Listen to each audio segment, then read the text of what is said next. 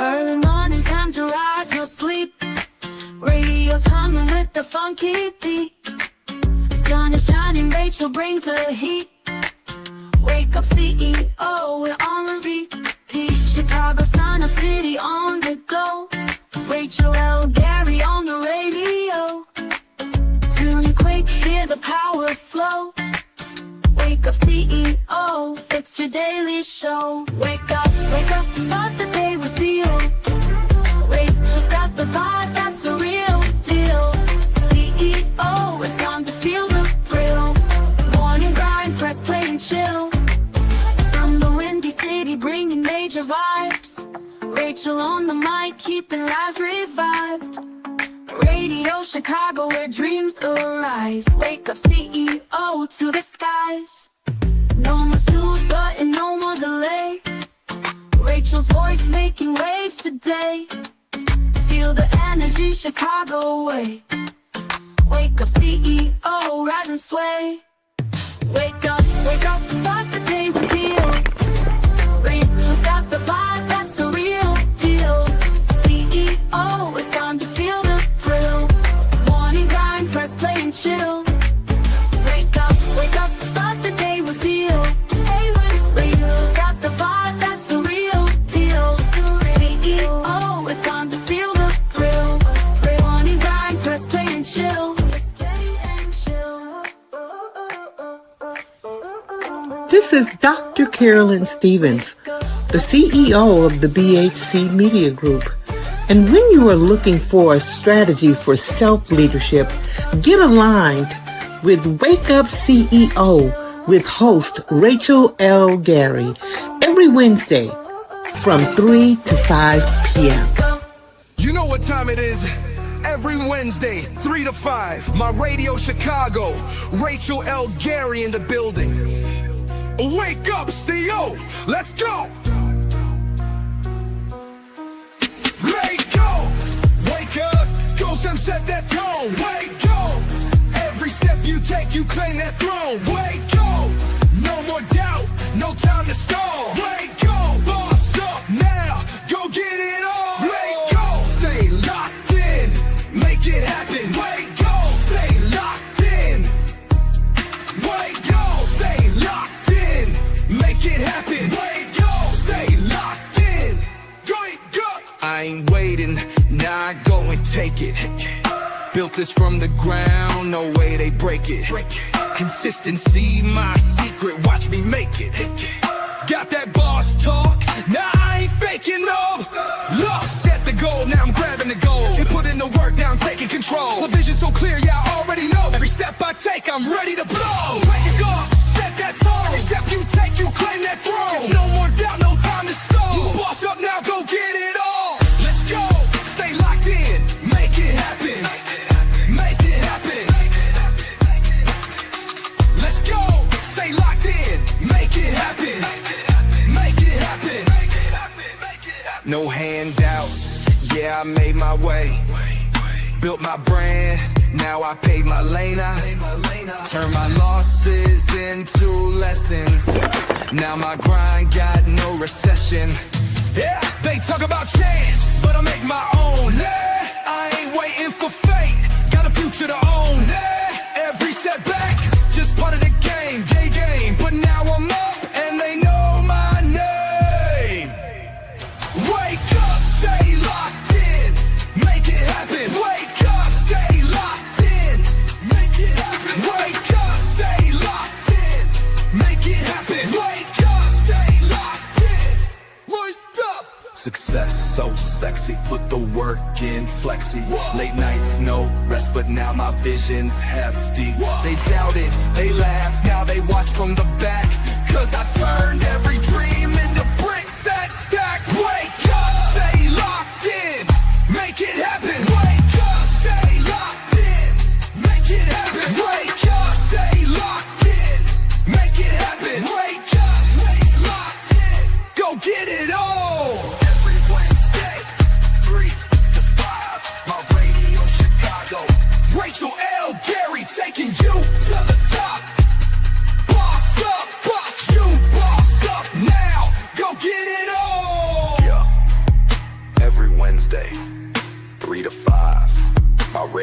Chicago. RachelLGary taking you to the top. Boss up.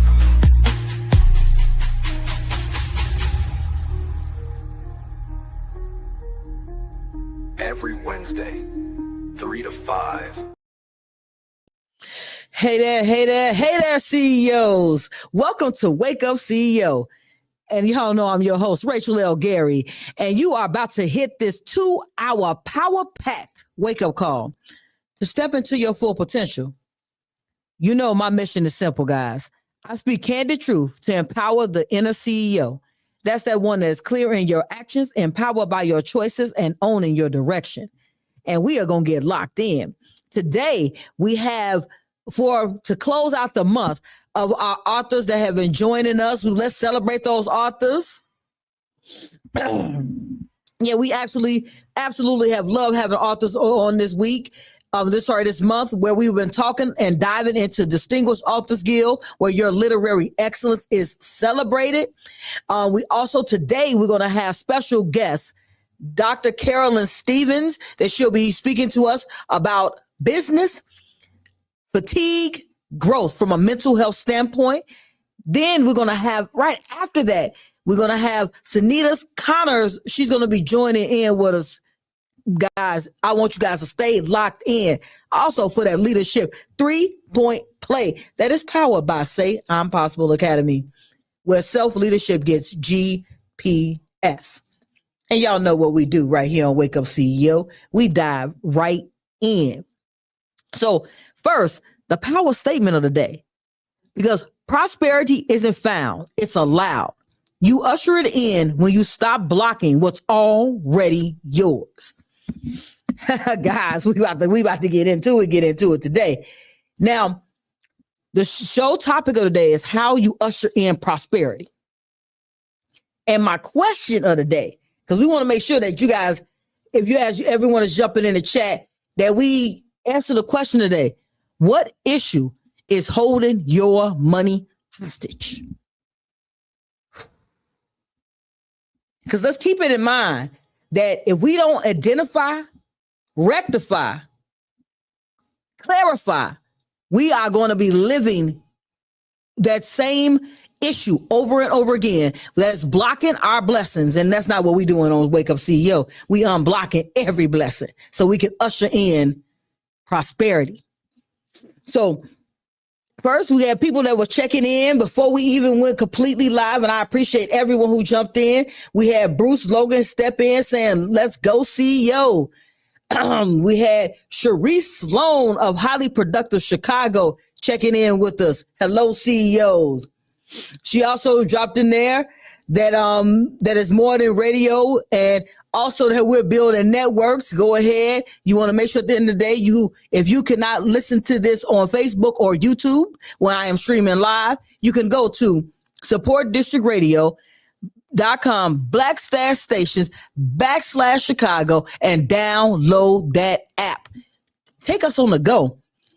That's what it's about. We want to continue celebrating. Also, we have Watch CEO State of Mind Network, where change agents share, shine, and shift culture. Download the BHC Media app today. Guys, get locked in. Man, yesterday, I'm not even going to go into that. Yesterday, it was an awesome season finale of season 1 of CEO Mastermind. I happen to be the owner of that CEO State of Mind Network. Awesome adventures, awesome conversation, awesome individuals finding success. If you guys haven't saw that show, go ahead and click that link so you can go ahead and get locked in. But right now, we're going to dive into, y'all know what we talking about today, how to usher in prosperity. We don't want prosperity sitting on the sidelines waiting on us. We don't want to have to chase it down like it's 2 blocks away. How do we usher it in? First, y'all know what we do. Get clear. We have to be clear. If you're not clear on what you want, what you desire, you don't have a target to hit. It's like you're driving someplace in your car, but you have no idea where you're going. That's what clarity does. When you put your destination in GPS, it takes you to where you're going. But the only way you do that is when you're clear on where you're going. Hey guys, I got friends that do get in their car and they just get in the car and they don't have no destination in mind. They just decided they were gonna ride around today. Hey, that's a thing. It's a thing. It's all right if you want to waste gas on chilling in your car and doing your thing. Who am I to be the one to say that that's not a good thing for you? But you want to make sure that when you're getting clear on how to usher in prosperity, you confront the emotions that are blocking the prosperity. That's why my question today is, what issue is holding your money hostage? I want you to think about it. What concerns have you had? What are things are going on that are mentally stifling you? Right now, we're going through several things about people who are going to lose SNAP benefits, and people are in a mental uproar that it mentally, think about this, that mental trauma is what is now at this point where people are at angst. They have high anxiety. They don't know where their next meal is coming from. They don't have money to pay the bills and buy food. That is real life. However, with it being real life, it's having a clear understanding of what are you going to do now? How are you going to live moving forward? And you cannot find prosperity in disparity. I want to say that again. You cannot locate prosperity in your disparity because you're focused on everything that's going wrong. So we have to start focusing on a plan of how to make what is happening, let it happen over here. But what am I going to do moving forward? That's when we start getting clear. We have to acknowledge what emotionally is resistant. How can we build wealth while we're battling our feelings about it?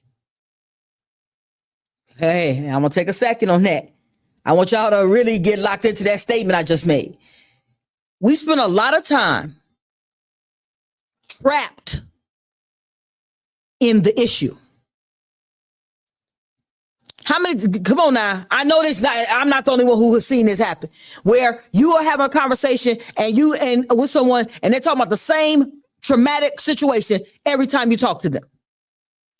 If that's all they're thinking about, how are you thinking about a solution to get you out of this disparity? So clarity, we got to get clear. You have to identify when you are shrinking from conversations about money. And I'm not talking about, hey, I need some money. I'm talking about how do we make money? How do we bring the miracles that are in us to reality? I know that sounds like some meditation type stuff because it is. Because meditation is all about you sitting and being one with you.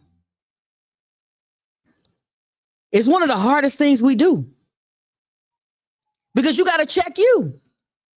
You got to check what's going on with you, check how things are going, and make sure that when you're checking on that, you're reprogramming your thoughts. You're thinking out your thoughts. Let's skip the reprogram. Let's think out our thoughts. If we're having issues, you want to write down what emotions come up when you talk about getting more money. Is the first thing in your mind, I can't. When we start talking about, I need to make $500 this week.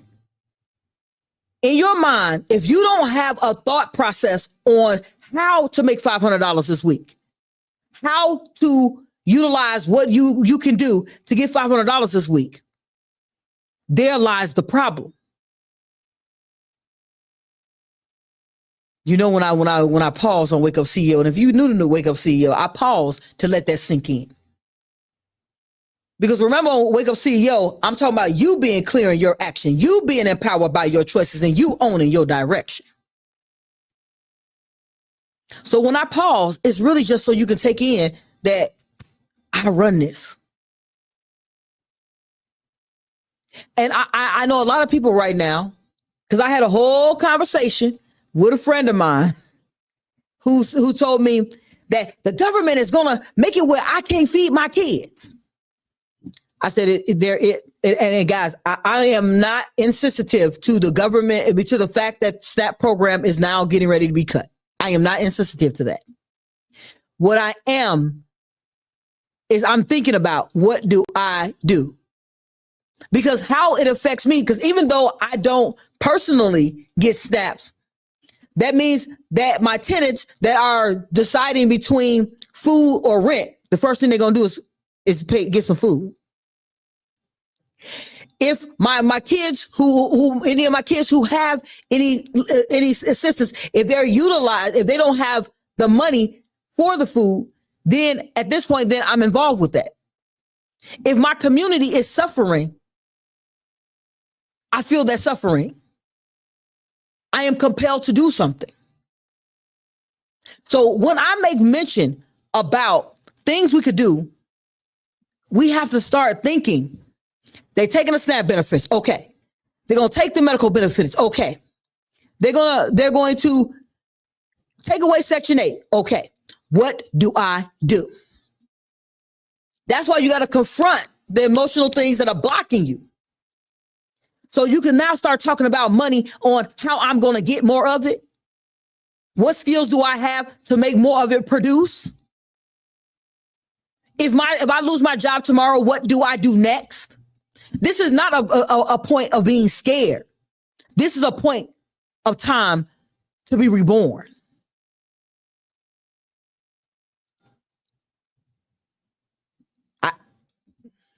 Hey, I know you didn't ask, but let me explain to you the why. Because if you think of it in a sense of that, if they take it all away, they can't take anything else. So what do I do now? So I don't wait for the next thing to happen, waiting for the other shoe to drop. I start thinking the shoe has already dropped. And what do I do? Not in an afraid way. This is why we confronting the emotions. Because y'all know, like I know, if you have ever had a conversation with individuals, the first word that they'll tell you from the street is check your emotions. Check that. Wipe them tears off your eyes. That is for you to reset yourself to get clear. So I'm going to tell you, I will take this time as I am sitting down and breaking up a plan that I'm going to act upon. So this allows you to replace what you can't when you say I can't afford something. So I'm choosing to invest my money differently, or I'm finding ways to multiply the money I have, or I'm finding resources within myself. Because resources, I want to make sure that we understand, resources don't really mean external of you people helping. Resources really mean looking for avenues to get the things that you need. Resources are in you. Your thoughts. What plan of action are we going to do? Yeah, we're going to knock down the plan of action. And we're going to shift from scarcity to sufficiency. Because scarcity says I don't have enough. Sufficiency says there's enough for me. We have to speak abundance into everything that we want and are doing. If we're speaking scared, if we're scared that the SNAP benefits are stopping, if we're scared that the Section 8 is stopping, if we're scared that Medicaid is going to be cut, that doesn't allow us to find sufficient means of getting food, sufficient needs of paying for housing, sufficient needs of getting holistic medicines. Alternatives, people, alternatives. I know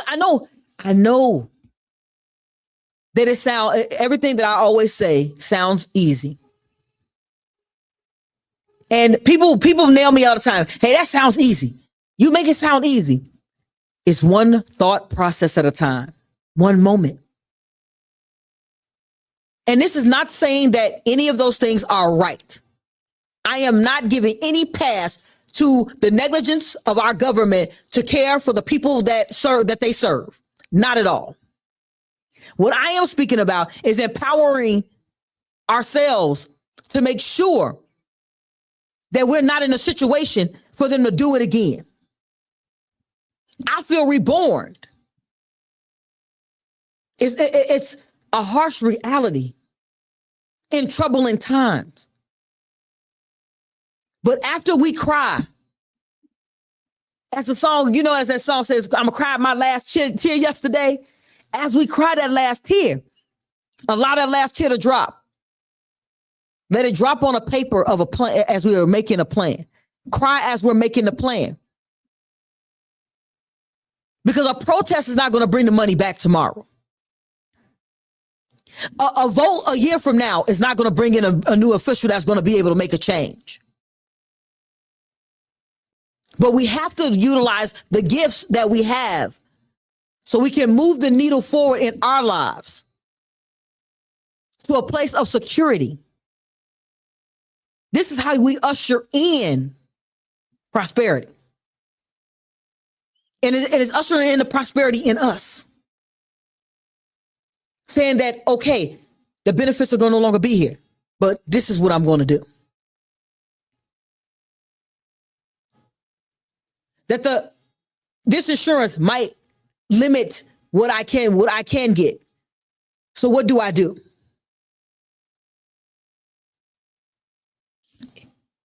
For people who have been watching Wake Up CEO all year, at the beginning of the year, I think I made mention of that. I always have a plan of action because I play chess, not checkers. So as things are unfolding or could unfold, I write a plan of my actions of what I'm going to do next. But that's where we get to the empowerment piece.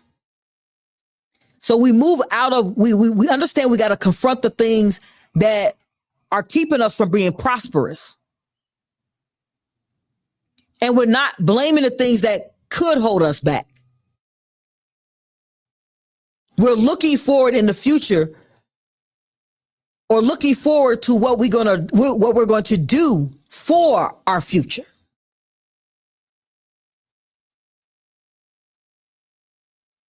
And when people tell us that we can't do those things, we know that we're resilient. We know that we are brilliant. We know we have the ability to grow, develop, and be the people that we want to be. We know that.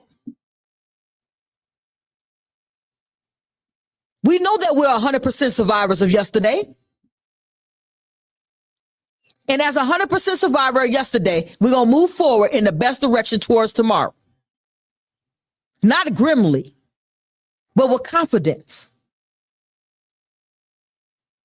This is about the flow of faith and finance. Because empowerment comes when you match your faith and your financial strategy together. I'm a firm believer in spirituality, but I'm also a firm believer in activity for growth. So I can have faith that God will provide because he provided me with all of the information, the knowledge, the life, the circumstances that I went through. God provided all that to me. So that's me having faith that he gave me the tools that were necessary for me to step into the next trying time. But to get a financial strategy. So I'm strong. So listen, I'm strong on my faith. I'm strong on God's got me. I stand up for that wholeheartedly. But because there's an and I start planning accordingly, knowing that God has given me the tools already to move successfully forward. And if I don't have all of the information in me, I'm going to start searching that information out in other people so I can start getting that information so I can start moving forward. Because he gave it to me It's in my DNA. It's in my blood. It's in my mind and my actions. So if it's in my mind and my actions, then that means that my faith is with the fact that I have the mind and the actions to move forward. So we're going to take our opportunity to take a second because our guest is going to be with us after this break. So I want you guys to stay locked in for Dr. Carolyn. I want y'all to make sure you stay really locked into Dr. Carolyn Stevens, who's going to come in. We're going to have more conversations as we build the empowerment to flow with faith and finances for growth. And we're going to play Do It Anyway by Erica Mason. Stay locked into My Radio Chicago, Support District Radio. Well, we already know it is more than radio.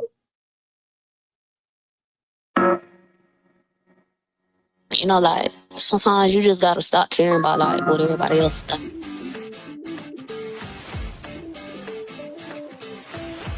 My questionnaire, the questions were just very exact and to the point of what I needed. And when I met with her in my one-on-one session, I found it to be very profound. Excited for this. This is something I really need and something I've been looking for a while. Is an accessory. Like, it asks questions that make you think deep about what you want your life to go. The 10-week financial focus plan she gave me helped me to see it in a better way where it would make money. It was basically a reality. Something that looked like a dream, but in reality it was nothing but a shift of mindset. It's a state of mind. Out and moving to the greatness we all know lies within who? You CEOs. See you next week, right here on CEO State of Mind.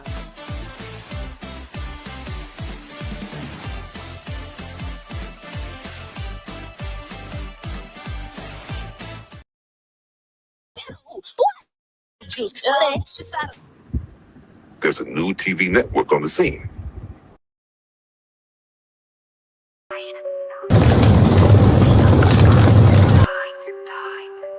I'ma walk like a CEO, think like a boss. Every setback I had turned to gain, not lost. Mind on clarity, feet on grind.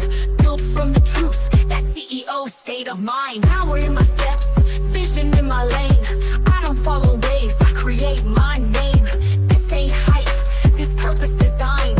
I live loud in my CEO state of mind. They want the crown, but not the pain. I made my peace inside the flame. Ownership, that's every choice. I don't fold, I found my voice. Every win, that's earned, not luck. Every no, just fuel I tuck. I'm not here to break or blend. I break the mold and set new trends. Mindset strong like steel and gold. My silence ball, what lies won't hold.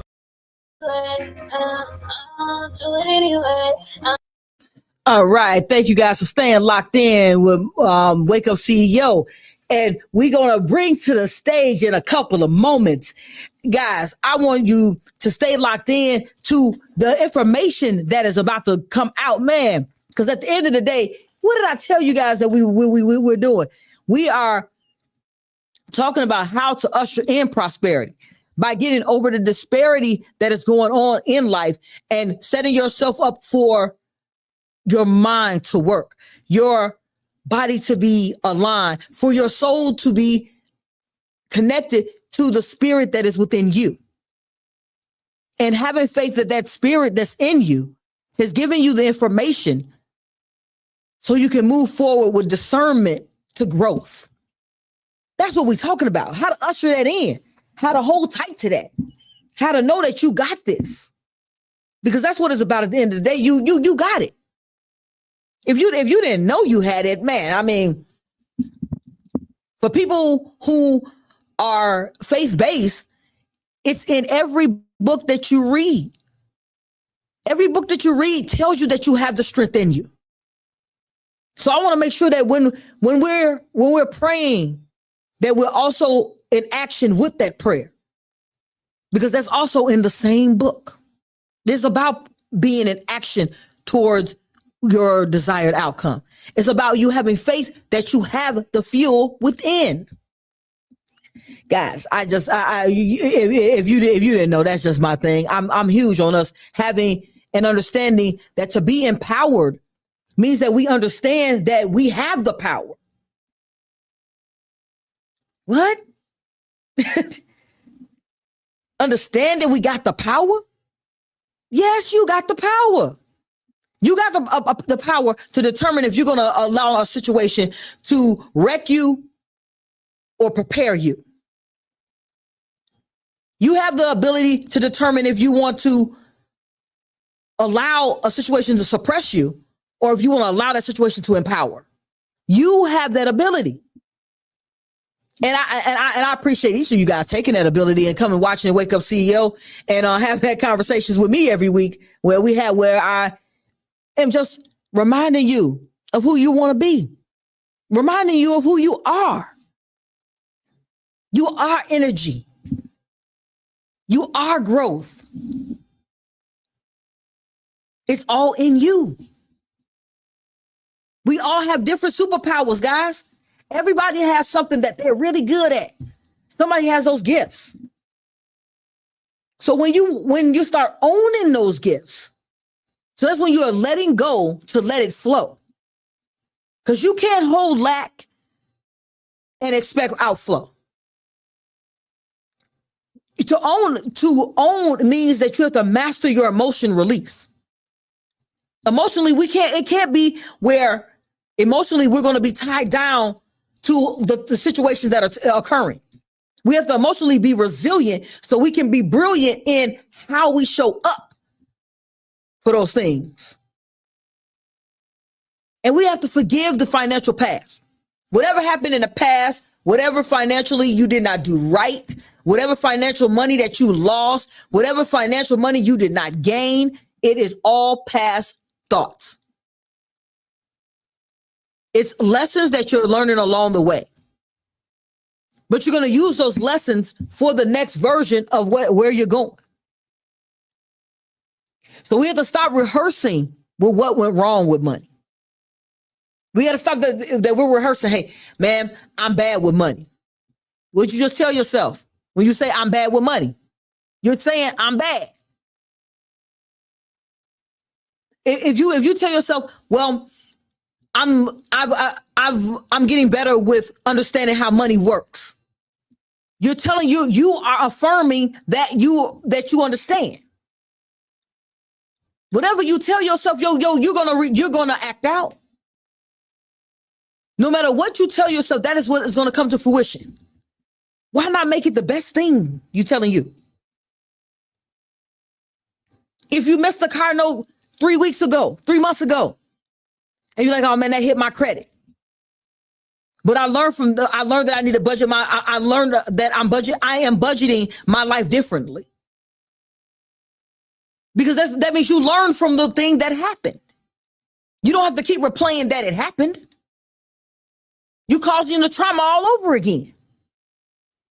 When you say it again, what our mind does is when you recall a situation, you're bringing that back to your foremind. So whenever something's not going right, that's what you're replaying it. Oh, that didn't go right.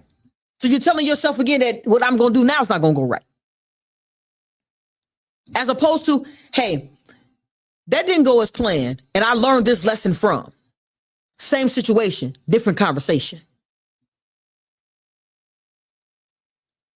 So that is how we understand how to operate.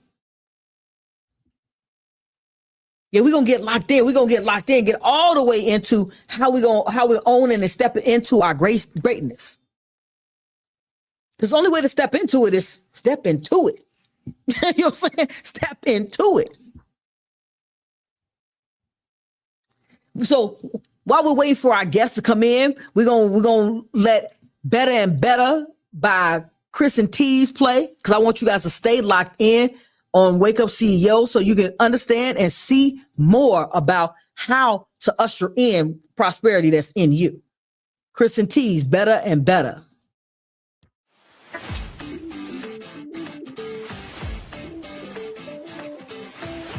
My questionnaire, the questions were just very exact and to the point of what I needed, and when I met with her in my one-on-one session, I found it to be very profound. Excited for this. This is something I really need and something I've been looking for a while. Assessment is an assessment. Like, it asks questions that make you think deep about what you want your life to go. Assessment is an assessment. The 10-week financial focus plan she gave me helped me to see it in a better way where it would make money. It was basically a reality. Something that looked like a dream, but in reality, it was nothing but a shift of mindset. It's a state of mind. Out and moving to the greatness we all know lies within who? You CEOs. See you next week, right here on CEO State of Mind.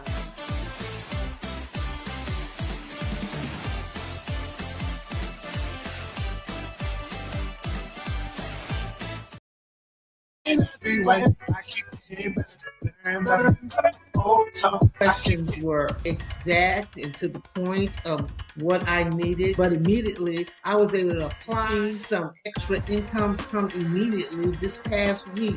Charging $150 for these classes. So I had 30 people show up each day. I charge $150 and we're like 4 days. I've gotten like three more clients since I revamped again. And I'm really grateful for that. I actually hit my goal. I think I was at 158. And so this week I'm now at 170 RSVPs for my lunch party. I have been uploading consistently, sharing it, and also promoting and marketing on. I did build up my own team as well. The business, I also did crack in another client.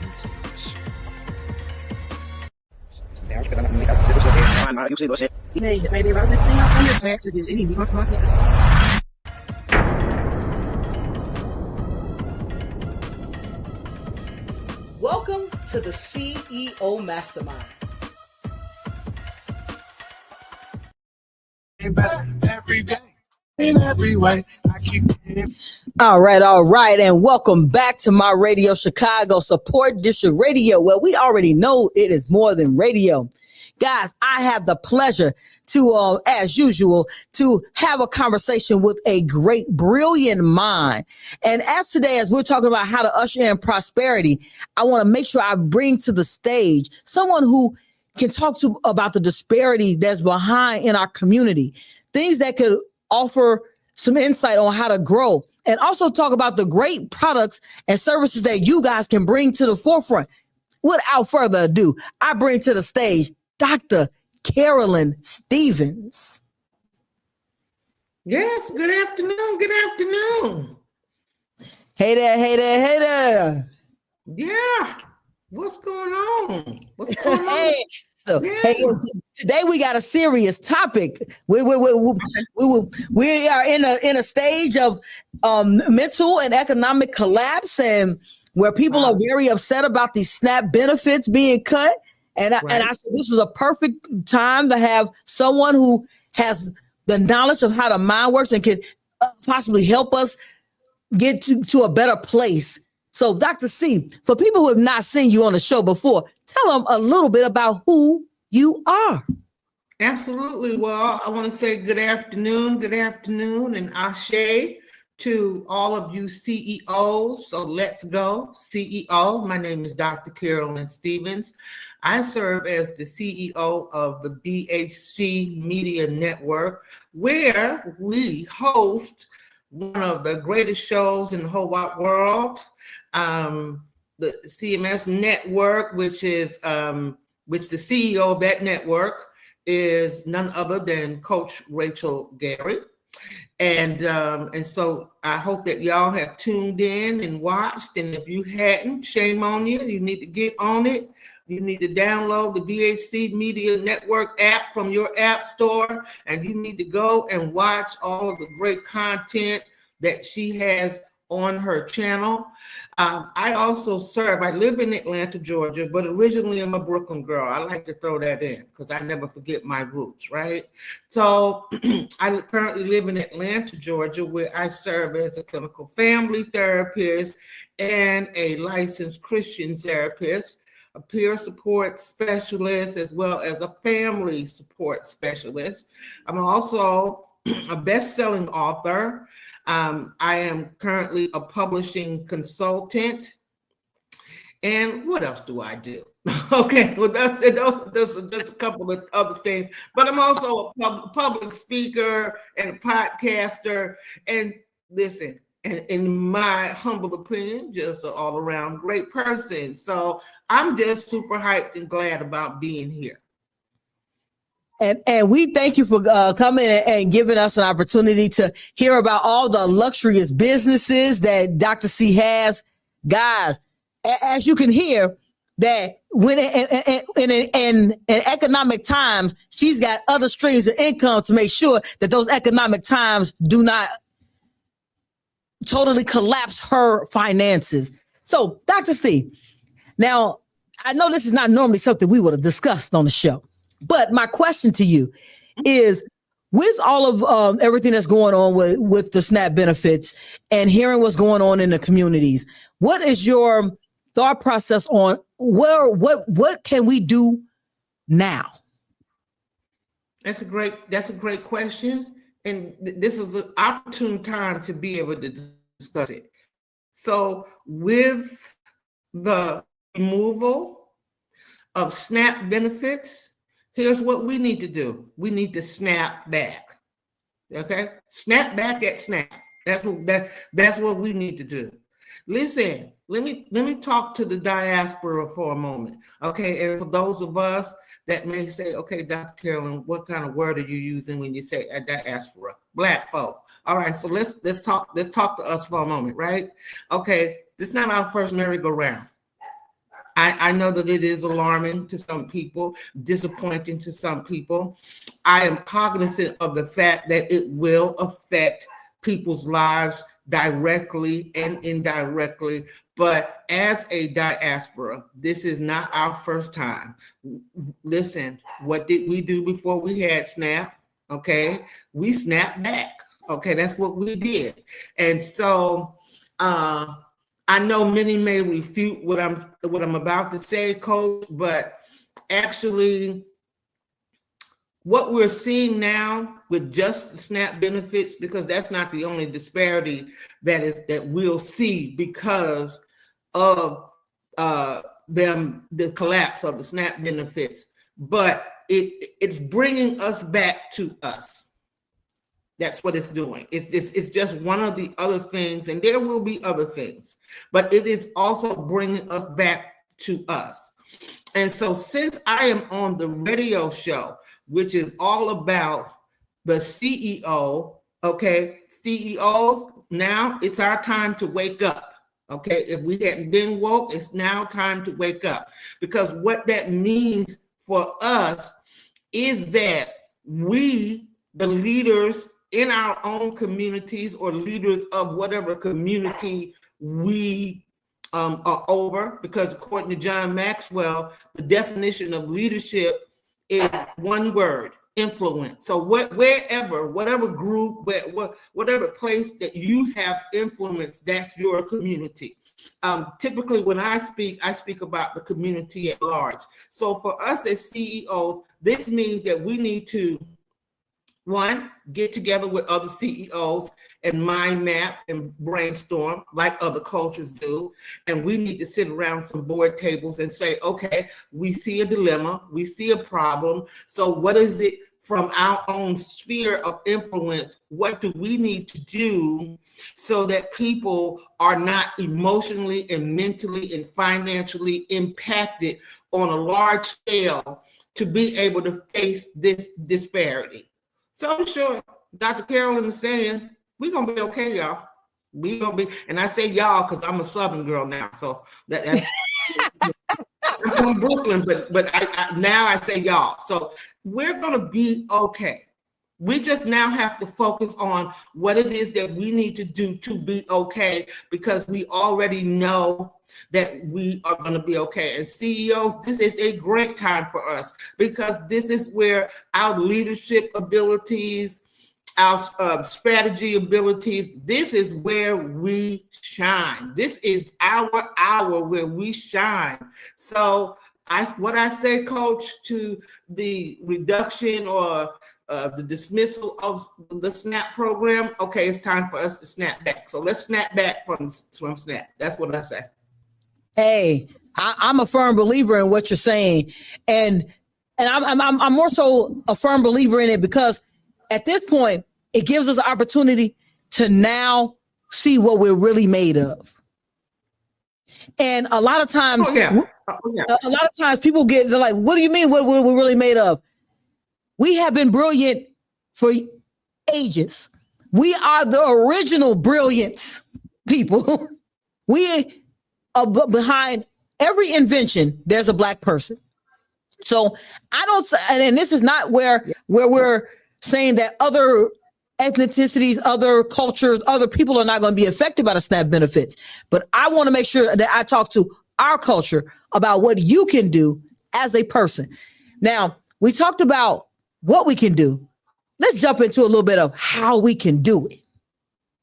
So when she made the mention of sitting at a board table and having a conversation, guys, when we meeting on those corners, or we're meeting in those clubs, or we're meeting in those bars, or we're meeting in those places, let's sit down and have short drinks. I don't drink personally, but have short drinks. But over those short drinks, we got notepads, paper, recorders, and we're now this determining how we're going to map out the plan to feed the culture. Exactly. Not just feed the culture nutritious wise, but feed the culture mental wise, so we don't fall into disparity. I don't want us to fall into disparity because of this situation. We want to grow from the disparity. Absolutely. We want to snap back at SNAP. That's what we want to do. You know, I love that. That's gonna be my statement for today. Snap back and snap. Snap back and snap. That's what we're gonna do now. We gotta snap back. And listen, what other culture has the high, and this is I'm not giving you my opinion, this is factual. What other culture has the highest level of resiliency? Just go look that up, right? What culture has a proven track record of possessing the highest level of resiliency? You know, Coach, as I was sitting here, going back to my Brooklyn roots, okay, before we knew about food stamps, right? Okay, I can remember, and if any of y'all out there, if y'all can remember, right? So I'll be telling a little bit of my age, but I grew up in what's called Red Hook Projects in Brooklyn, New York. So if there's any Brooklyn people out there, I'm shouting out to you, right? Y'all are going to understand and remember what I'm saying. But perhaps in your own neighborhoods, y'all remember this.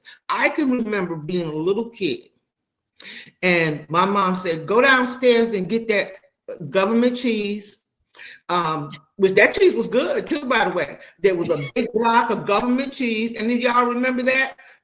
We used to get peanut butter. We would get butter. We get a couple of canned items. There were a couple things there, but that was before we had SNAP. In other words, we were able to eat. I like to take us back for a moment, a little bit past that. The Black Panther Party. Lots of times in the past, the Black Panther Party, Huey and Fred got a bad rap. But let me say something to us about the Black Panther Party. They were, in fact, the CEOs of their communities, right? So we have to be the CEOs of our community, because guess what? The Black Panther Party is solely responsible for initiating the free lunch programs, because they fed thousands and thousands of kids in their neighborhoods, and not just in their communities, but they started they galvanized people in all kinds of communities, in Philadelphia, in Chicago, in New York, in Los Angeles, which was their home base, right? And they said, hey, this is going to be our contribution. We're going to feed our kids. So if you ever go and look up the Black Panther Party, there is a picture, a very iconic picture of Fred standing on like millions and millions of stacks of food. And guess what, y'all? There was no government money. We just all got together and said, hey, everybody is gonna give $1, everybody's gonna give $2, and we're gonna buy enough groceries to feed the kids in our community. But CEOs, let me also point this out to you, okay? Because where did they get most of their money to be able to fund their own food program? They sold papers. I remember the newspapers as a little kid. Black Panther parties they sold newspapers. Maybe they sold, I think they sold them for like 25 cents or something like that. But that was the CEO mind. They said, okay, we're gonna have to come up with capital in order to make this program. So since we're sitting here on the CEO Wake Up CEO show, CEOs wake up. What is it as a CEO could you do with your platform in your business to raise capital so that you could take a portion of it, invest it in your community so that we're not just, because see, CEOs don't just talk about the problem. As they say back in my neck of the woods in Brooklyn, we don't talk about the problem, we be about the problem. So it's just now we're going to have to put on our CEO caps and think about ways outside of using government money or what have you, okay, because there is none, okay? But again, we don't get scared about that. We snap back. We come with ideas. We come with plans. This is the CEO mindset. What is it that you and I can do in our sphere of influence with the group of people that listen to you, the group of people that you work with? I mean, if you're the person that does hair, you got 10, 15 ladies running through your chair every week, ask each of them, hey, donate $10 or something like that so I can feed some of the kids in this local school across the street from my community. And guess what, CEOs? If you're the business that's doing that, people are going to remember you. And not only are they going to remember you, they're going to patron with you. Okay? So just kind of want to throw that out, Coach Rachel. No, I appreciate it because that's what it's really about at the end of the day. Brainstorming to figure out a solution to the problem. I don't want us to be in disparity. I don't want us to have this moment be the moment that crushes us. I want us to take this moment as it being a moment to uplift us. That is why the show is about being a CEO, clearing your actions, clear in what we're going to do next. Start getting in your communities, with your community of people, the people that you like, the people that you hang out with, and start having those conversations about, hey, what can we do? Small. It started off with two individuals, and she was speaking about the Black Panthers, two individuals having a conversation and getting other people involved. If we want to make a change, be the change. Let's not complain. Now, as I said one more time, I am not at all in alignment with what the government is actually doing currently.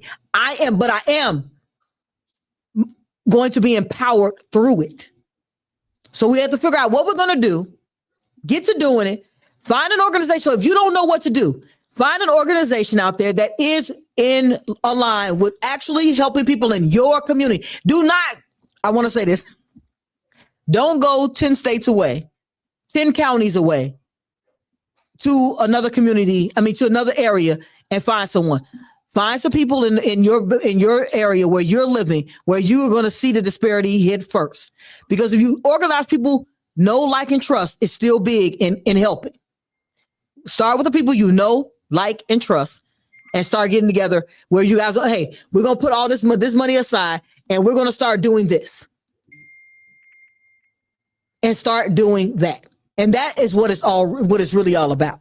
Now, it wasn't the intent of my show today, but when I was having so many, I've spoke to 10 people today, and all 10 of them have talked about SNAP. I guarantee you that our conversations were about being in the CEO Mastermind. That's what we originally were talking about, the CEO Mastermind, the books. We were talking, so it was like, hashtag poverty six figures. They said, so what's in there? Is what in there going to help me if I don't have any food stamps? I said, absolutely. Because it's going to help you build the mental confidence to start thinking so you can have growth. Because that's what you need to grow. After we cry that last tear, as I said before Dr. C came on, make sure we're crying it on a piece of paper where we're writing down what we're going to do next. It's okay to be upset. I'm not pleased with the situation. But I want us to be upset, but in action. Upset with what happened. Don't wait till next term for you to have to vote in another person into your district. Don't wait until 3 years from now when you can get a new president. Start today. Start today. Don't get, I don't want you to have the opportunity. I don't want you to get in anxiety. I want you to be encouraged. Be empowered that you have an opportunity to make a change in your life today. Absolutely. Absolutely. Absolutely. Because okay, Dr. C, yeah, please. So now to a question I did have for her. So as I said, after the 10 conversations of Snap, I said, I got to talk about this a little bit because it wasn't even on my mind. It was on my mind about Snap, but it wasn't on my mind. Whereas in how many people are internalizing the situation. And these people don't even get Snap. Correct. Now I want to be honest. But we understand that even if you're not a recipient of SNAP, you know, that's going to affect you directly. But we understand that that decision is also going to affect us indirectly, because when people don't have food, then folks are going to start stealing. They're going to start looting. People are going to be angry. These are some of the emotional responses to being in despair. And when people start responding in that way, that affects us in our communities where we live, in our communities where we shop. It affects us, and then it causes us to be in despair. So I certainly understand why this topic is on the minds of everyone, but I'd like to encourage us that, yes, it's good that the topic is being brought to our frontal lobe. So now we're paying attention. Now we've identified a problem. We see that there is a problem, but what I'd like to encourage us to do is, now that we've identified the problem just within your own self, in your own family, in your business, in your community, amongst your sphere of influence, what can you do? No, you may not be able to feed 1,000 people. Can you feed 10? Can somebody else feed 500? Can somebody else feed 1,000? Can somebody else feed 10,000? Whatever level that you are on, whatever level that your company is on. I'm CEO of BHC Media Network. Since I've owned BHC Media Network, I will tell you something that I've always done. I have always taken 10% of the profit margin of BHC Media Network, no matter how small, no matter how large, and I have used it in a philanthropic way. Because as a company owner, I wanted to make sure that I was not the kind of CEO or business owner that was only receiving, but I wanted the flow of BHC to be leveled out. So as I receive, I wanted to make sure that I give out. 10% might not be a whole lot, but hey, from your sphere of influence, from your business, what is it that we're doing? Now is the time to focus on the solution. And so we've identified the problem, but now let's get some solution-based things that we can do. So everybody watching this, you own a business, no matter how small, no matter how medium, no matter how large. How much of that could you every month invest into either contributing to a food program that has already been started? No sense in reinventing the wheel. Sometimes we need to network and collaborate with somebody who is already doing it, right? What percentage of your business that could you invest and say, well, that wouldn't really hurt me. Could you invest 10%? Could you invest 20%? You know, what is it that you could do to contribute to a food program, let's say, that's already been started, or your company say, from my own company, I'm going to start one. But all of us can do something. We don't have to look at the next person and compare ourselves to what they're doing. Just do the part that God has given you to do. What is your divine assignment in this hour that we are in right now? Absolutely. I love that statement, Dr. C. Love that statement. Hey, guys, I wish I could keep Dr. C on here for another hour because there's a lot of information that we could talk about and dive into. And we got to bring you back, especially let me know when you are available so we can bring you back, because this is going to be an ongoing issue. And I don't want that issue to become a problem. So if in my circle of influence, what I am doing is I am donating 50% of all book sales to a company, a organization called BRB. And they are based in the Chicagoland area, and they help Black culture on a number of ways. But they actually have a food program for kids at lunch. So what I am doing is I'm going to send her a message, and I'm offering 50% of any book sales to that organization. Because at the end of the day, if we see a problem, we have an ability to become a solution, and we do not. I believe that I become part of the problem. So the only way to be the solution is be the change I want to see. So, as I said, right now, from now until the issues that are around us are solved, that is what I'm doing for all of my book sales for the next, until we have a solution, a permanent solution in place. So, as I said, at the end of the day, that's what we need to do. So, Dr. C, I thank you for coming in. And I know I apologize, I hijacked and we didn't talk about all of the things that we wanted to discuss. But if you could give us a little bit, let them know where they can find you. And one more time, what you offer. So, for people who are out there who are looking for assistance mentally, emotionally, Dr. C can give you some more information on that. Please let them know where they can find you and what it is you actually can help with. Sure. So where you could find me, you could go to my website, which is drcarolynstevens.com. On my mental health website, you can make an appointment with me, and I will get back in touch with you. You can also find me on Facebook under Carolyn Stevens or Dr. Carolyn Stevens. I have a therapeutic page and a public page.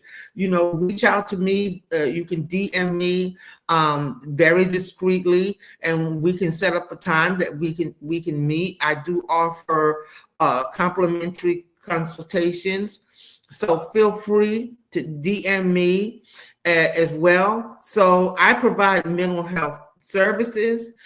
Some of the services that I provide are income-based.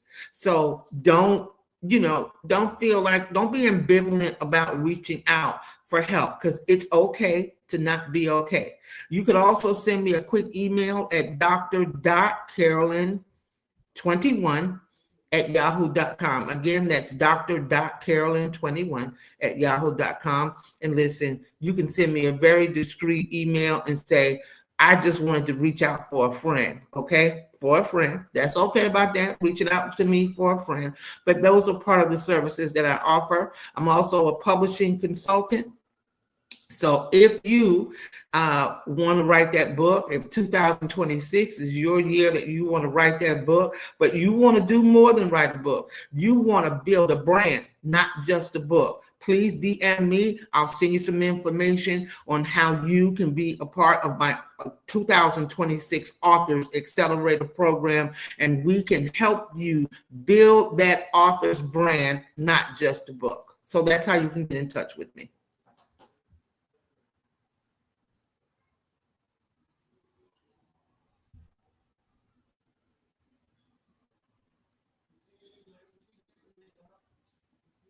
Oh, Coach, I can't hear you talking, and I want to hear you talking. Hey, guys, you're on the radio. You're going to have to hear it twice. So if you guys are out there and you have a literary are entrapped inside you, and you are now ready to write that book. You want to make sure that you understand that being an author is a business. So you want to definitely get in contact with Dr. Carolyn Stevens about your business as an author, because that is how you grow and get more people involved with your movement. Be about your business right here on Wake Up CEO. And we're going to let Dr. C go. I appreciate you for being with me today, and we will talk soon. All right. Have a great evening on purpose, everyone. Thank you so much, Coach Rachel, for having me, and invite me back. I'll be back anytime. Absolutely. So we're going to, as Dr. C goes up, we're going to bring Stand Up by Courtney Bell with Free His Soul. Get locked in. And stay locked in, because we have an author who's coming up with her award-nominated book. Did I say stay locked in? Stay locked in.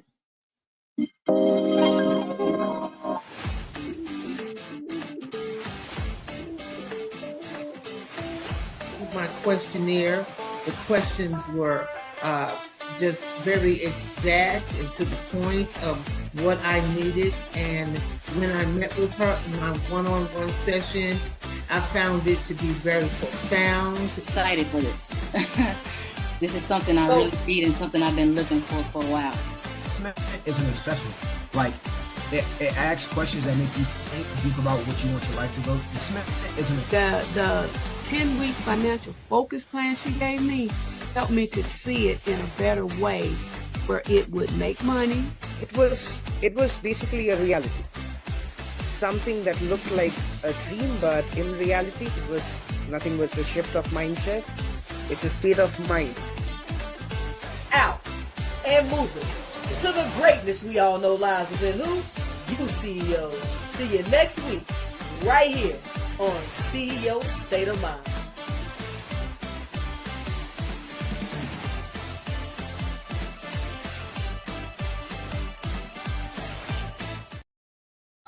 Stand up. Questions were exact and to the point of what I needed, but immediately I was able to apply some extra income come immediately this past week.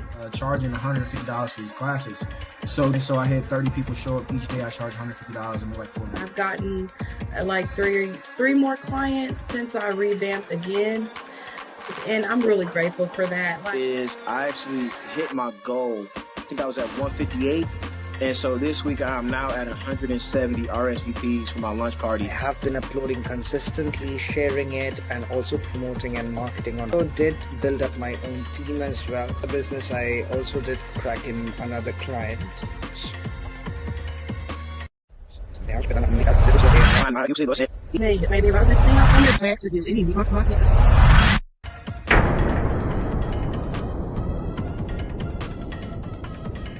Welcome to the CEO Mastermind. Stand up. Questions were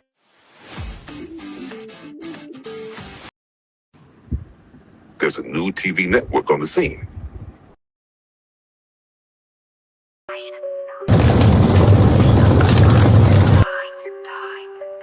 I will walk like a CEO, think like a boss. Every setback I had turned to gain, not lost. Mind on clarity, feet on grind. All right. And welcome back to Wake Up CEO. I am your host, RachelLGary. And today on the Author's Corner, we are not just talking about a book. We are talking about a book of a award-nominated author. Because I do not like to mess up people's names, we're going to bring her to the show and then ask her how to pronounce it, because I have a problem with people messing up my kids' names. So without further ado, we will bring her to the stage, and then as soon as she comes to the stage, she got to tell me how to pronounce her name. Guys, I don't rehearse this. I got to make sure I do it right. Welcome to Wake Up CEO, author. Hello. Pronounce it out for me. Shenita. Oh, come on. They messed me up, Seant'a. I apologize for not introducing you properly with your award-nominated book. But welcome to Wake Up CEO. And if you would tell us a little bit about you and what made you decide to write this book. Alrighty. So I am an award-winning author. I received my first award. I actually have two books. One is titled Being Pretty is Hard Work. It was published back in 2017. It won an award for best nonfiction. And then I have a second book, Please Don't Say You Love Me. It won an award back in 2021. And I am award winning, after, of course, Shantae. I do have a mentor program for single mothers to help them just learn how to navigate through life. A lot of times we get lost in this world and we don't know how to um, level up from lack of knowledge. So I try to help single mothers or even just young women in general how to level up. My books were wrote from my story. I started writing Being Pretty is Hard Work back in 2015. I started writing it and it got published in 2017. Just doing some soul searching. It's mainly based off a true story, which is my story, about how a woman was pretty on the outside but ugly on the inside. I have a quote that I always quote that goes with that book, that being pretty is not worth the work if you're ugly on the inside. A lot of us walk the earth and we are beautiful. We take care of the outside maintenance, but our hearts are very broken. And just how to, with God and soul searching, how you can just navigate through life and get through some of the brokenness and the hurts and pains that we deal with in life. So, my second book, Please Don't Say You Love Me, came about because those are three words I feel like when somebody tells you I love you, they are very much misused. I feel like people really don't know the correct meaning or terms of those words or understand love altogether. A lot of times people think love is just words, but it's actually an action verb. And you need to pay attention more to what people do and less of what they say. I'm going to say I took a mental step back. Now, I don't know what to dive into first, but that's okay. But because all of it was good and good information and actually very good to our topic today. And our topic today is how to usher in prosperity. Yes. So that's our topic of today. And the first part where you are helping single moms be able to grow. And it goes as what we were speaking before you came on about growing economically, because a lot of times that we get trapped in the fact of a situation has happened or is happening, and we don't start trying to plan for a solution. We get lost in the disparity and skip the prosperity. Yes. So, so we'll start there, and then we're gonna dive deep into this story. I hope you got more than 20 minutes now, because now I got time. Shenita, I appreciate it. Yeah. So, okay. So what made you pick single moms, and so tell me a little bit about your course and what you offer. So I am a single mother myself. I raised two boys by myself. And what I mean, because a lot of people say there's single mothers out here, but they're really not single mothers. When I say I was a single mother, that I worked 3 jobs, put myself through school full time. At the time, they were 12 and 6 years old without the welfare system. The welfare system actually would not help me. So I had to teach myself how to navigate through life without help. Because what people don't understand is, yes, the system is there to help you, but it's really not. When I went for food stamps and I was in school at the time, they actually told me to get rid of my car, because my car at the time, the value of it was too much. And so I was thinking, if I get rid of my car, then how am I supposed to get to school and to work? So the system is really broken. It's really not to help you. It can hinder you, because if I would have listened, then I would have gotten rid of things that would have made me stuck on the system. So I couldn't get childcare. They actually told me, I had 2 boys. They actually told me that if I was to have a third child, then they would be able to assist me. I came up with this Single Hearts Helping One because single mothers really, really, really need to understand that they have the ability. I understand you're a single mother. Nobody decided that they wanted to be a single mother when they had children.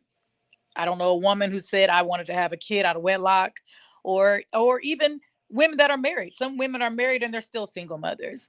I want women to understand that we were an individual with goals and talents before we took on a role as mother, sister, auntie, whatever label we take on. Because a lot of times when we become mothers and wives, and we forget who we were before we took on that title. So I just want women to understand that just because you have children does not mean you cannot raise your children and still be successful in life, or to forget about yourself. You have to still put yourself first while being a mother. Because I did those things while I was a mother, going to school.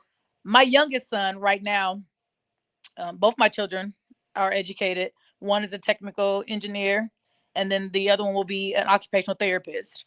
When school gets hard, he actually says to me, I know that I can do it because I seen you do it, and you did it with 2 kids. Mm. So I just Being that example, being that change, Shenita, being that change. because it really does start at home. People don't believe in that, but that really is true. And so our kids listen to less of what we say, but pay attention to everything that we do. And so a lot of times you can't push college and the army and things on your children, and then you'll hear them say, but you didn't do it. But you really could. I just want women to know, with children, you can still be successful. You can still write a book. You can still go to college. You can still do everything you want to do with the title mom. I say I love that, because as I say, I tell people that I wasn't a single parent. Mm-hmm. I always had someone at home that was taking care of kids. Right. Because a lot of times people, and it's very true. I've heard many single people who say that I am a single mom, but you had support. Exactly. And that's not the same.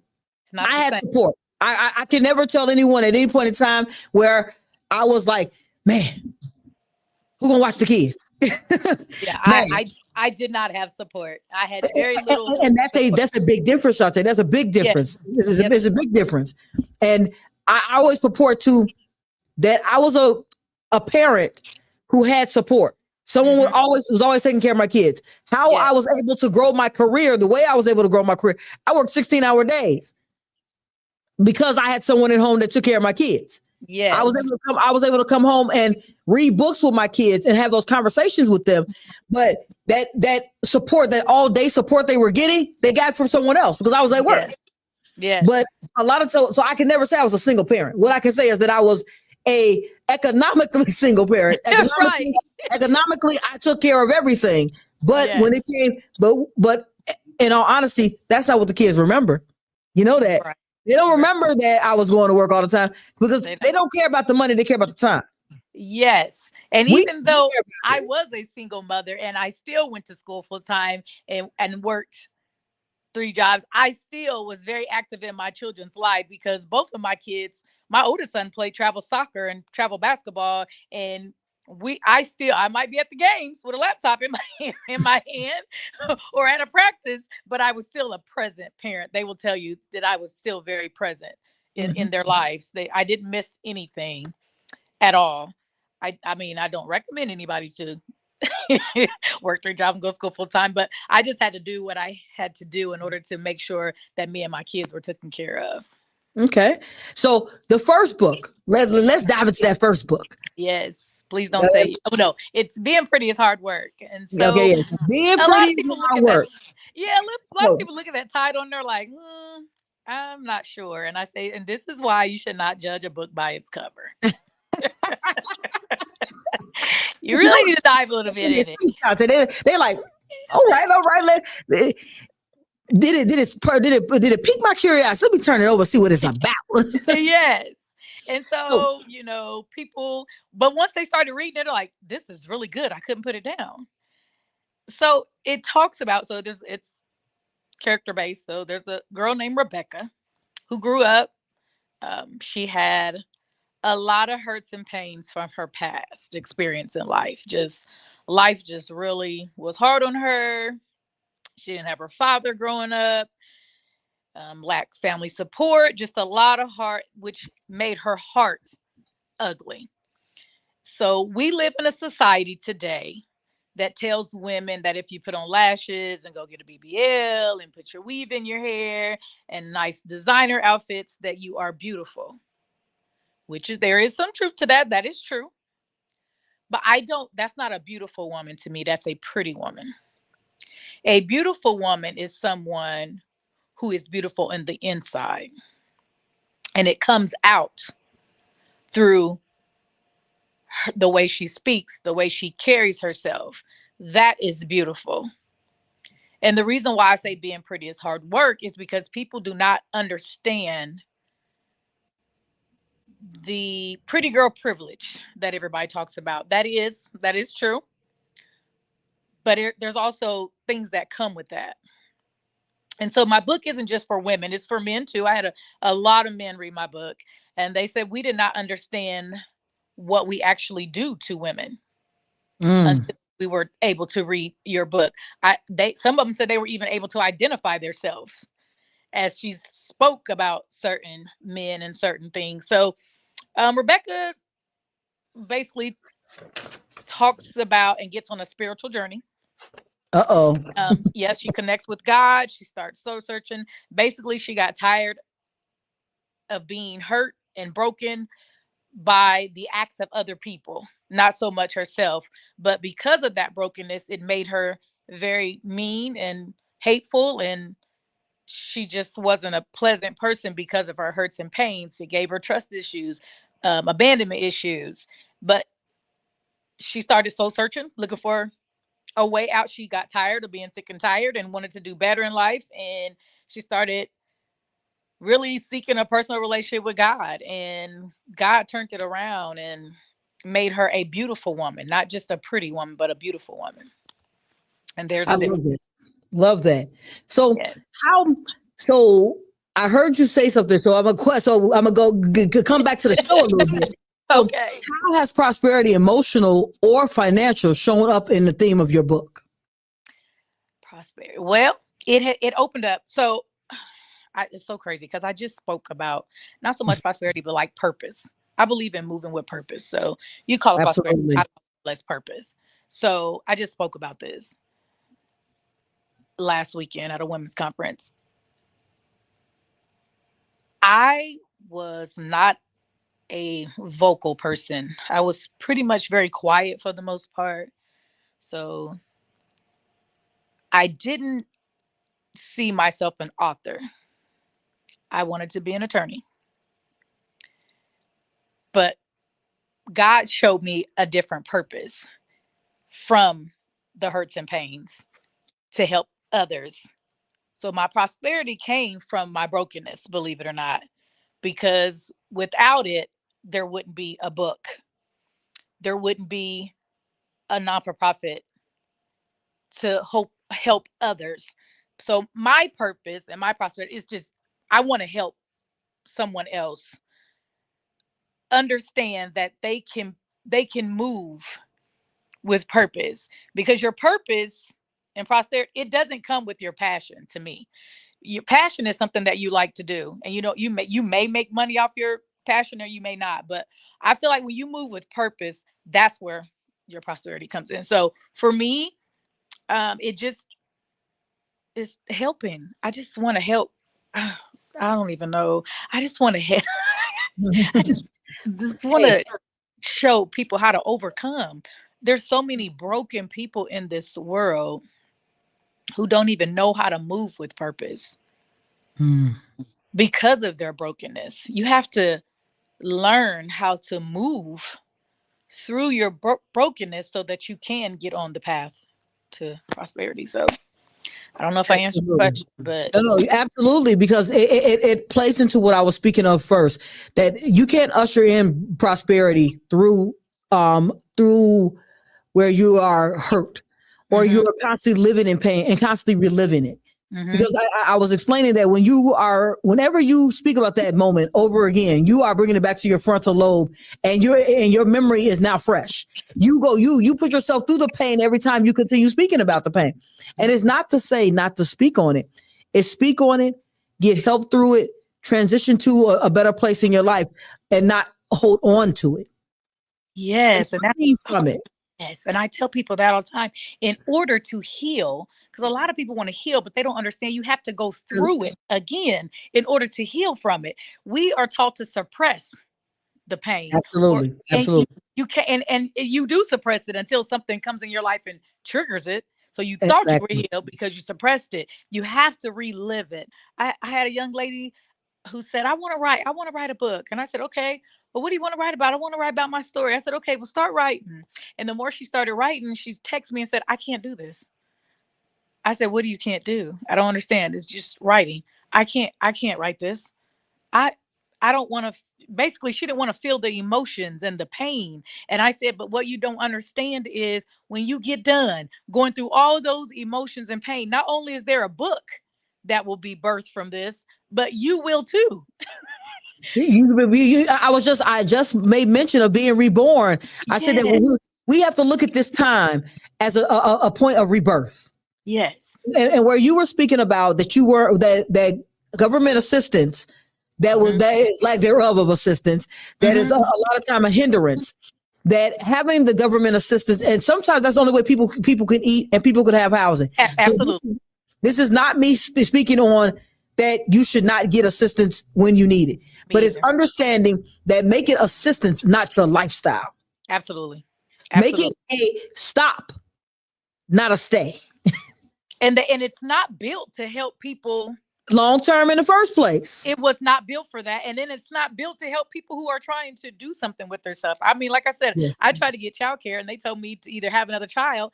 And then they told, because I was a working mother, that I would be put on a waiting list. I'm not against assistance. I think you should. I was trying to use it to help me better myself, but it's really not built for that. But I'm not against anybody. If you need it, please, by all means.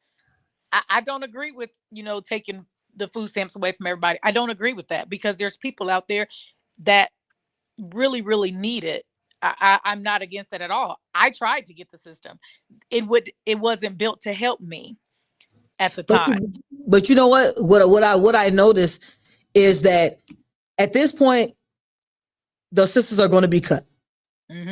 So let's hit reality. Reality system. The system is they're going to cut the snaps. If we don't sit down and decide what we're going to do next, as we were talking before you came on, I believe that that's the part that we have to, as in the program that you have set up for the moms, is understanding what you're going to do next. Yes. Because life is going to happen. And this just happens to be a part of life that affects so many people. However, traumatic situations happen every single day. Every minute of the day, something traumatic is happening in life. Either we take because we're 100% survivors of yesterday. We are 100% survivors of yesterday. Yes, I like so that. I survived yesterday. Today, what am I going to do to make sure I survive today and I prosper going forward? And I think that that's the part we have to stop getting stuck. And we have to start being stagnant, and we have to go through the past. What happened? Cry it out. Like I was saying before you came on, cry all the tears onto a pad of paper where you're writing it down what you're going to do next so you don't have these problems next week. Yeah. See, I always tell people you can cry. I want you to cry, kick, scream, do whatever you need to do. You just can't stay there. Yeah. Don't stay stuck. You just can't stay there, but you're allowed to cry, kick, scream, cuss, do whatever you need to do. It's a problem when you stay there. And I tell people all the time, I do not give solutions. I mean, I do not give advice. I give solutions. I don't have time for advice.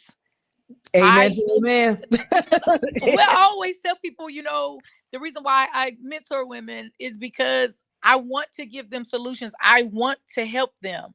And I feel like when you give a solution instead of advice, you're allowed to come back to me with the same problem. If I gave you a solution to the problem or whatever the issue is, and it doesn't work, then you're allowed to come back to me. So let's go back to the table. Let's do something different. But if I gave you advice, because one thing I've learned in this world, some people do like to be broken. Absolutely. They're okay with it. And that's the part that for my program. So I don't know how much you know about me, but I do leadership coaching and development. Okay. And I take individuals and their what they are best at. So we take that and we find gifts. We take their gifts and turn that to profit. Yes. And what I do is we have a conversation together. So it goes 20 questions. I ask 20 questions. I look at your Facebook. I look at all your social media. I look at your business. Then I come up with a 10-step plan. Then we talk about that 10-step plan. Are you able to execute that 10-step plan? And along the way, you get assistance. Mm-hmm. But I always say at the end of the day, it is your plan. Yes, but you're giving a solution. We're collaborating on a solution on your business so you can grow. I told you, let's turn that side hustle into some money. Okay. Let's stop talking about I want to make a couple of dollars. Yeah. And let's say, okay, this is what I'm good at. How do I monetize it? Yes. And let's monetize it. But let's work a plan, because I hear people, we're going to monetize. What you going to do? Then what we going to do? Stop saying let's monetize and let's give them a plan to monetize. Yes, but I'm big on a plan. Yeah. A plan. Everyone knows the what. What we need to do is have more money. Mm-hmm. How do we get more money? How do we get it? And yes, So and then when you get it, how to get the more money. And when you get the more money, how do What you to do also? with it? Yes, because I tell people sometimes it's not about the money you make; it's what you do with it. Well, once you have it, I mean, if you make $2,500 and you went and bought you and you went to the hotel, went out to eat and bought some shoes and some clothes, and you broke again, you haven't understood what to do with the money. Yes, so it's how to grow what you get so you can have more of it. And that's basically what my goal is, to eventually get a building. And I want to teach the women. So they'll be allowed to stay 3 months being the lease and 2 years being the longest that they can stay. In that, I want them to, if they don't have a job, they need to get a job. I want to have counselors, of course, available for them. I want to teach them money management. If they don't have bank accounts, I want to show them. Some people don't have stuff. For instance, people use Cash App because some people don't even know how to start a bank account. I want to teach them how to, if they want to buy a house, put money aside to buy a house. If they want to get in school, show them how to get signed up for school. Wherever it is in their area that they are lacking, I want to allow them to stay there. Now, they will have to pay a certain amount of money for rent. It won't be $1,000, but because I'm trying to teach them money management and how to manage their money and pay bills and still be successful in life, because it's all about a strategy and how you do things. So eventually I do want to work on getting a building so that I can help them really come in, transition to be a mother, but also working on their goals, and then let them transition outside of the program, but still allow them assistance to the program. They just wouldn't be staying in the building. Okay. I mean, that is awesome. What area you live in? I live in Indiana, a small town called Kokomo. Look, a little small town called Kokomo. We're about 2.5, 3 hours from Chicago. Okay. Yeah. So it's very ironic. I buy apartment buildings. That is what I did. When I'm in my career, I utilize the capital to invest. Mm-hmm. So I own a couple of houses and a couple of apartment buildings. Wow. So I was very intentional about where I bought and in what neighborhoods. I bought in the neighborhood in which I was raised, on the south side of Chicago. Okay. Even though I don't live in Chicago any longer, I live in the northwest suburbs. I'm in the city 6 days out of the week, but because I'm either at one of the properties, driving around doing things. But at the end of the day, it's about giving back. It was really about me giving back to the neighborhood in which I felt raised me and made me the person I am today. Yes. Because there's a lot of things that happen in the hood. And I quotated that way because I just don't like the word hood. Neighborhood, absolutely. Because I think the second that we changed it from neighborhood to hood, it changed the connotation on what was going on in that area. Yes. Neighborhoods are where people gather and where families grow. Hood, the word hood is a word of destruction, and that's how it's used. And so that's the reason why I'm a big on words. I just want to make an explanation of my why.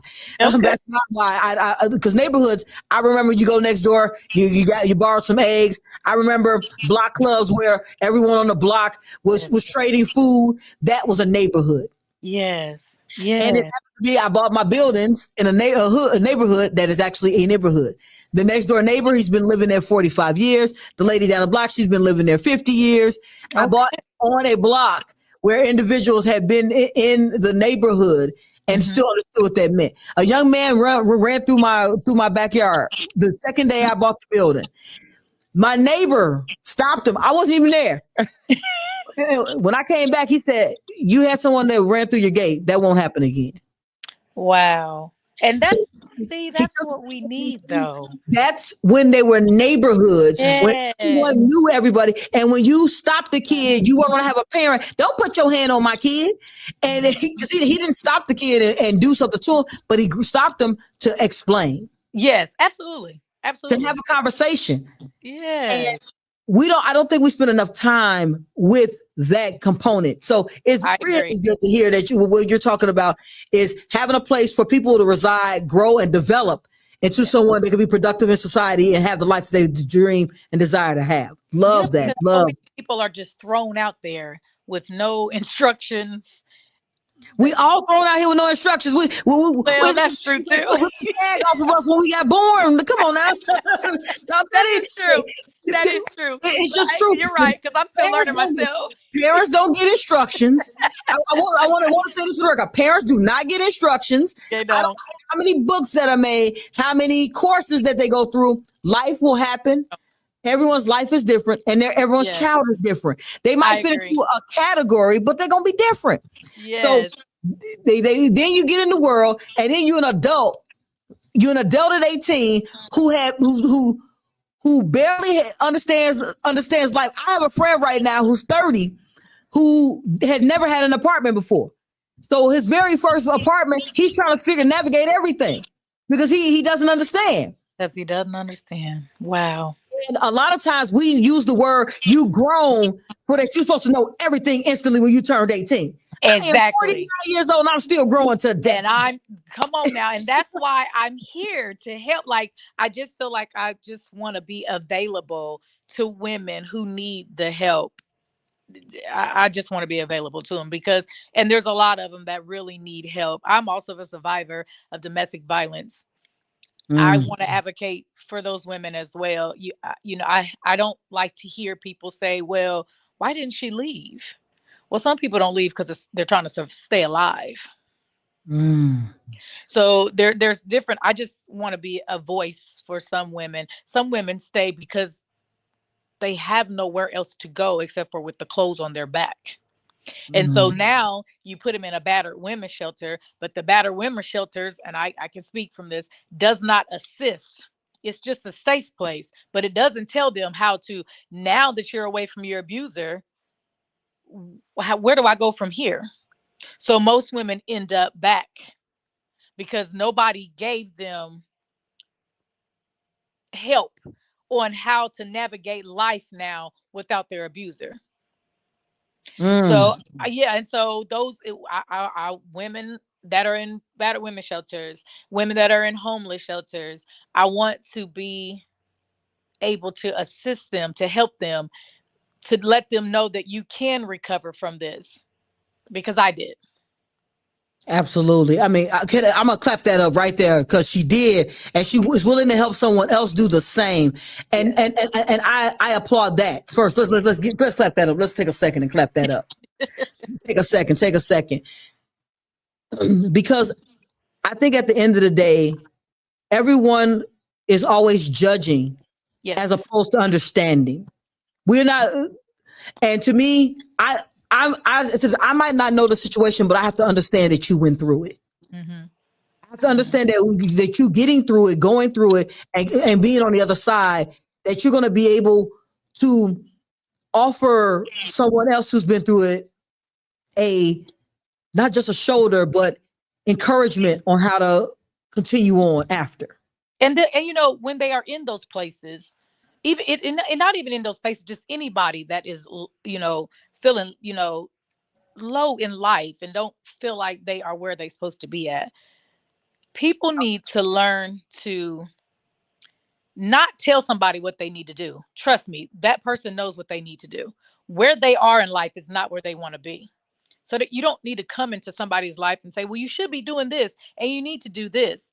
No, you, just like you said, you need to, a lot of times people talk and they don't listen to understand. They listen to respond. Absolutely. And you should be listening to understand. They don't want to hear what they need to do. They know, they are clear on what they need to do and where they want to be in life. I always tell people, I said, when you see somebody homeless, ask them what happened. Ask them, why are they homeless? Because there's a reason for, most of the time, for somebody's behavior, there's a reason for it, if you take the time to ask. But just like you said, we live in a world that is so judgmental, they don't even take the time to ask. And the crazy thing is, some of the people who are judged, at one time, they may have been in that person's position and are too ashamed or too embarrassed to even say it, to even help that person. And when they don't even understand, I tell people all the time, do not judge a book by its cover, because that person may inspire you. Absolutely. Absolutely. And I want to say right now, I have thoroughly been inspired today, and thoroughly been, first of all, I mean, I love the information.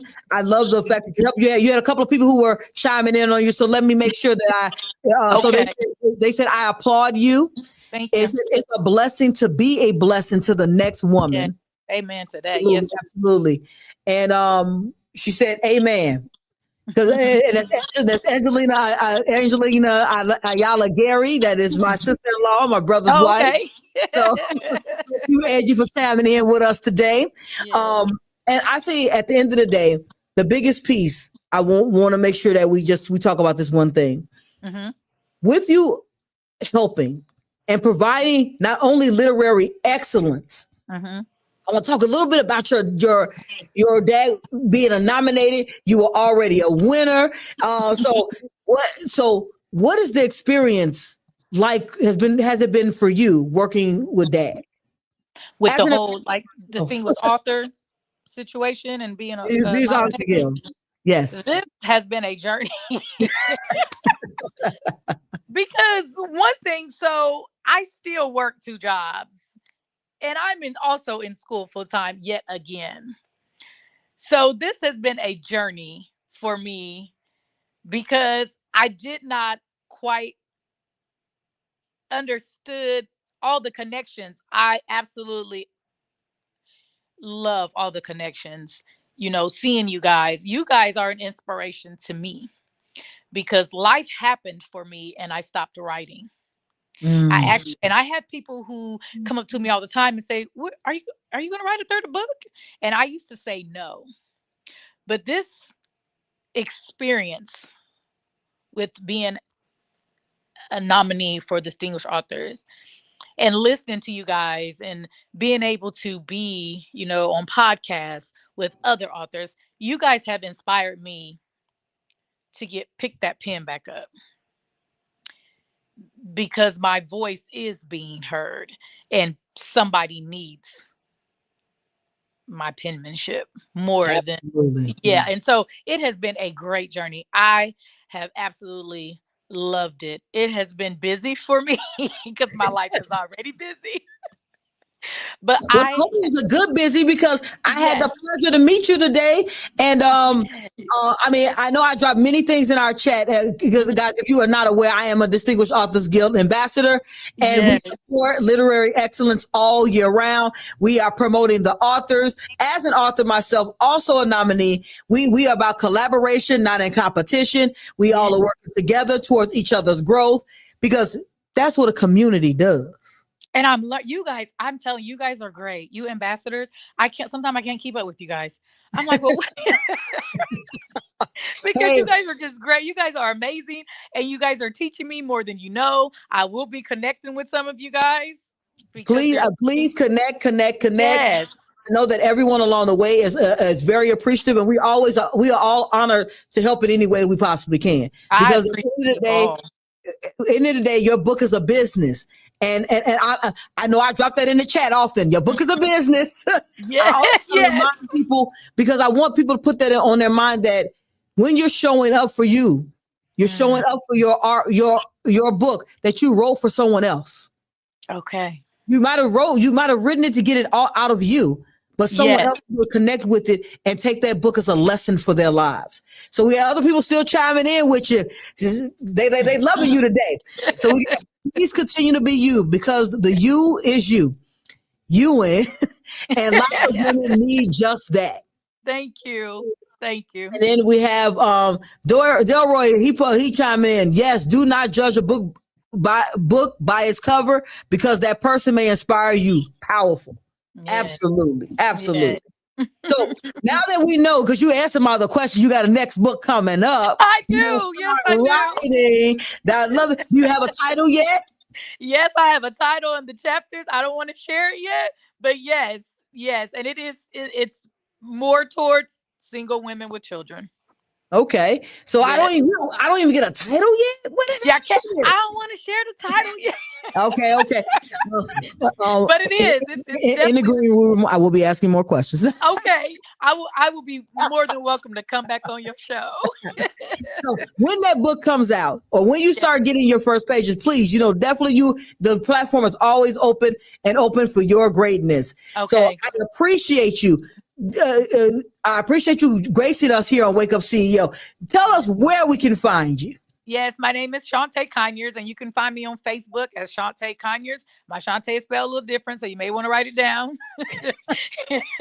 I'll drop it in the chat in a minute for you guys. Yes, I am very active on Facebook and Instagram. You can DM me, really more or less on Instagram. That's my platform. I do a lot. I'm very active there. Facebook, yes and no, but both my books, you can find them Amazon, Barnes and Nobles. And you can email me at Seant'a.Conyers@yahoo.com. It's just all lowercase. There's no apostrophe. It's just Seant'a.Conyers@yahoo.com. Hold on. I'm putting it down right now.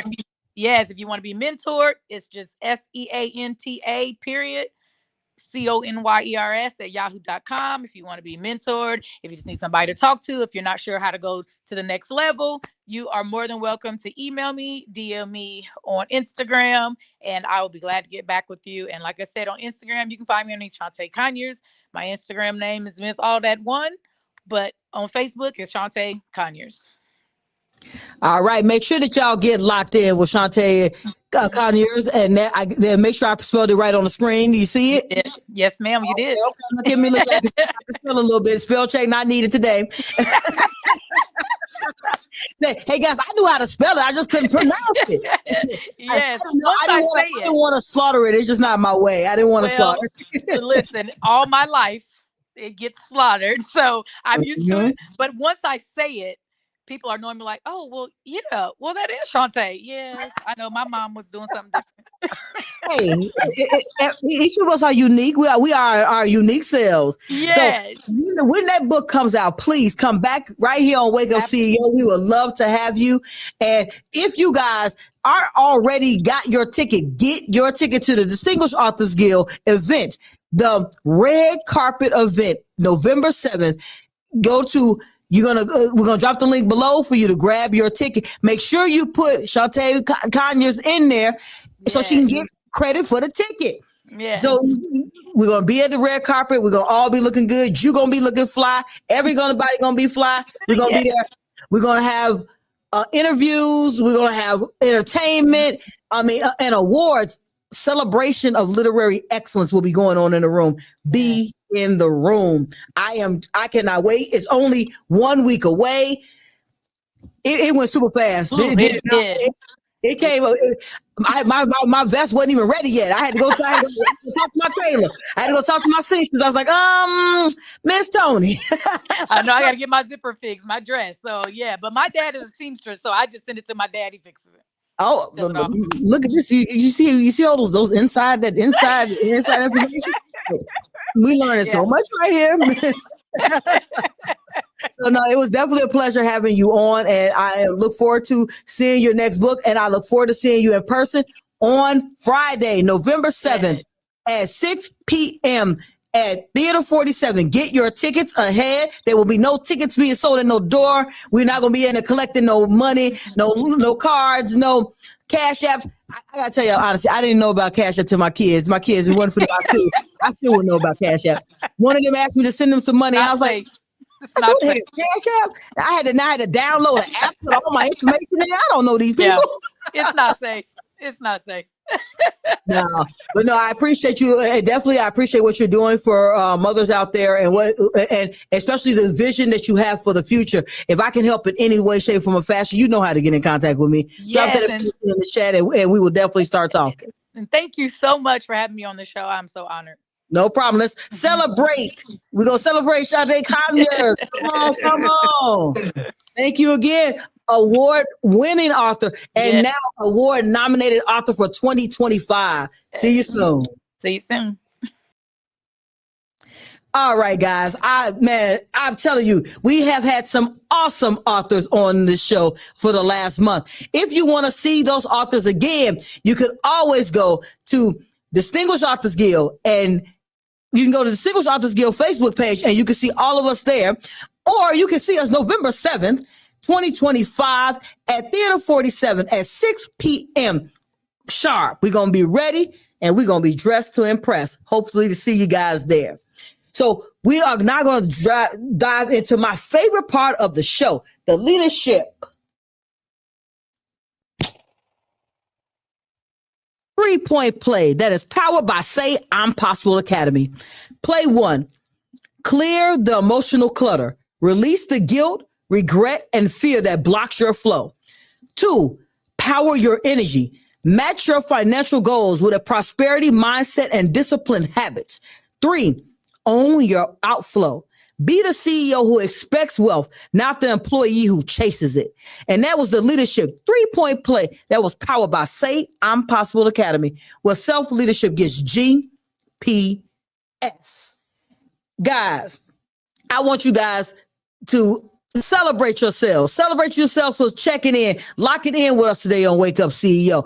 And I want you guys to make sure you lock in next Wednesday. We're going to have the one and only Gregory Gray. He is the host of the show 923. He has interviewed some of the Grace, Usher, Drew Hill, Tritch, Adina Howard, Jason Weaver, on and on and on. He will be right here telling his story for the first time on Wake Up CEO. So I want you guys to make sure that you get locked in next week and share the lives, guys. Share the lives so more people can know about the show, where we get self-leadership every single week. And until next time, I want to make sure that you guys stay locked in right here on Wednesdays, 3 to 5 on My Radio Chicago, Support District Radio, where we already know it's more than radio. And until next week, I want you guys to be up, out, and moving to the greatness we all know lies within who? You. Do you feel stuck? Like your dreams are just out of reach? It's time to change that narrative. Use life's setbacks to fuel the fire within. I'll walk you through the exact steps I took to move from $7 an hour to multiple six-figure success. The roadmap includes practical strategies, real-world mindset shifts, and the habits that help me rise against the odds. Welcome to #Poverty to Six Figures, a journey that goes beyond just financial success. This is about breaking free from the cycle and claiming your desires, transforming your life, unlocking your potential, and finally living the life you deserve. Get your copy today and start your journey towards financial freedom. Are you ready? 6 figures couldn't change my mind.